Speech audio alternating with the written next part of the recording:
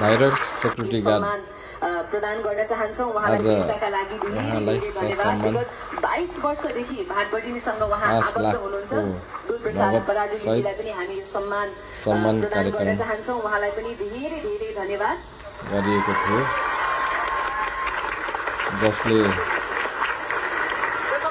जसले आफ्नो कामको इमानदारीका साथ पालना गर्नुभयो।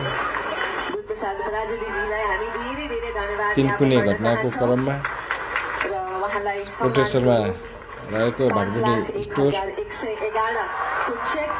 जहाँ ठुलो चोरीकाण्ड भएको थियो, त्यस क्रममा उहाँले आफ्नो काम इमानदारीका साथ निभाउनु भयो र त्यही कामको कदर गरेर भएको काम प्रतिको निष्ठाका लागि पनि हामी धेरै धेरै धन्यवाद ज्ञापन गर्न चाहन्छौँ उहाँलाई। भाटबटी स्टोरका मालिक दम्पतिले पुरस्कार